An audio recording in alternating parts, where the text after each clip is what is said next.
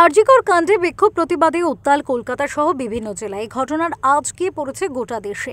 মঙ্গলবার এই ঘটনার প্রতিবাদে পথে নামল ডিওয়াইএফআই ও সিআইটিইউ। লাগাতার বিক্ষোভে কার্যত অবরুদ্ধ হয়ে পড়েছে আরজিকর হাসপাতাল চত্বর। রাজ্যে নয়, সারা ভারতবর্ষে ডাক্তাররা, নার্সরা যারা চিকিৎসার সাথে জড়িত বিভিন্নভাবে তারা কিন্তু আজকে প্রতিবাদে নেমেছে। আমরা সিআইটিইউ রাজ্য কমিটির পক্ষ থেকে আমরা তীব্র ধিক্কার জানাচ্ছি যে এই জিনিস আমরা মেনে নেব না।